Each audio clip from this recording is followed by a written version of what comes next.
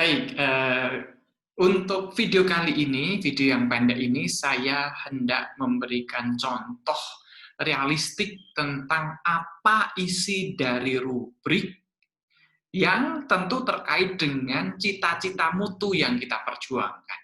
Sekali lagi, rubrik yang kita buat harus mencerminkan cita-cita mutu pembelajaran, baik dari sisi proses maupun dari sisi hasil. Mengapa itu dua hal itu penting? Karena dari proses, kalau sejak awal semester itu rubriknya sudah disediakan, ini akan menjadi guideline, menjadi gambaran tentang apa yang akan dilakukan oleh para mahasiswa dan oleh dosen sejak awal sampai akhir semester. Maka sebagai overview saja, di mata kuliah Issues in English Education di program studi Magister Pendidikan Bahasa Inggris, pada pertemuan kedua itu sudah saya sediakan rubrik-rubrik yang akan digunakan sebagai guidelines atau alat bimbing untuk pekerjaan yang akan dilakukan oleh mahasiswa. Nah, baik, ini gambaran umum. Nah, mari kita akan melihat bagaimana rubrik itu diterjemahkan dari komitmen mutu itu sendiri. Mari kita ambil salah satu contoh. Tugasnya adalah bahwa mahasiswa akan membandingkan dua teks, yaitu dari Hasan Mirzajani dan teman-teman, dan Saleh. Jadi tentang konsep penerimaan ICT dan integrasi di dalam classroom. Kemudian yang kedua, keyakinan guru terhadap integrasi teknologi dalam kelas. Jadi temanya dua,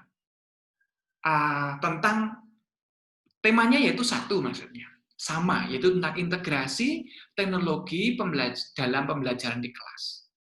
Nah, mari kita lihat bagaimana rubrik yang saya buat sungguh mencerminkan substansi dari komitmen mutu itu sendiri. Ya, maka kita akan melihat bagaimana rumusan detail dari pernyataan mutu sebagaimana yang tercermin di dalam rubrik itu sendiri. Nah,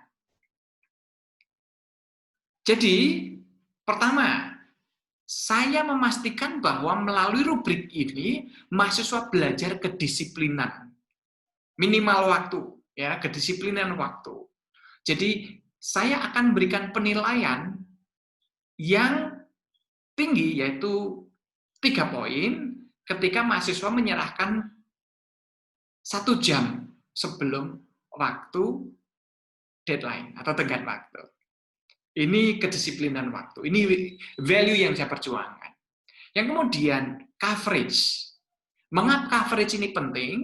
Karena mahasiswa Magister Pendidikan Bahasa Inggris wajib memahami bahwa ada 5 unsur penting di dalam sebuah karya publikasi ilmiah. Mulai dari introduction, biasanya itu masuk perbincangan empiris, gitu ya, penelitiannya. Kemudian review of literature, kerangka berpikirnya seperti apa.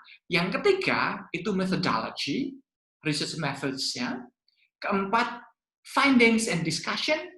Dan kelima, conclusion and recommendations. Jadi saya minta mereka belajar untuk mengkritisi kelima unsur. Jadi 2 teks dengan tema yang sama, tetapi dilihat perbandingannya dalam hal pengantar, review of literature, methodology, findings and discussion, dan terakhir conclusion and recommendations. Kerangka mutu yang ketiga yaitu grammar accuracy. Saya mau memastikan bahwa sejak awal para mahasiswa sadar betul bahwa akurasi itu menjadi harga mati. Maka saya akan berikan penilaian yang tinggi bagi para mahasiswa dengan hampir tidak ada kesalahan grammar. Nah, kalau ada sedikit gitu ya dapat nilai 2, kalau ada beberapa dapat 1, tapi kalau terlalu banyak mahasiswa magister pendidikan bahasa Inggris terlalu banyak grammar yang salah, ya saya kasih 0. Kemudian saya menganggap bahwa mereka dituntut juga untuk mendapatkan nilai penting atau insights atau ilham atau gagasan yang sangat penting. Maka kalau mereka mampu problematize, ya, mempersoaltanyakan isu-isu yang relevan terkait dengan teori dan perhatian atau minat pribadi, itu akan nilai 3. Tapi kalau cuma mengungkapkan tanpa ada keterkaitan itu ya dikasih 2. Tapi kalau hanya sekedar ya ala kadarnya ya 1. Tapi kalau tidak ada problematisasi sama sekali ya saya kasih 0. Nah, yang terakhir, kerangka mutu yang saya paksa mereka untuk kuasai itu adalah parafrase. Mengapa kemampuan parafrase penting? Itu karena kita sadar betul. Hari ini sangat mungkin bagi para mahasiswa, bahkan dosen sekalipun, mengambil gagasan dari sumber-sumber di dunia. Tapi itu ada bahayanya. Dan bahayanya itu harga diri, identitas, dan masa depan. Apalagi kalau sampai terjebak dalam isu plagiarisme. Nah, ini value yang penting. Dan oleh karenanya sejak awal kami di program studi Magister Pendidikan Bahasa Inggris, sejak semester 1 sudah diajari.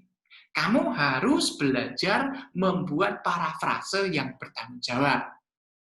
Dengan cara apa? Ya, hanya bisa dilakukan dengan latihan, dengan umpan balik.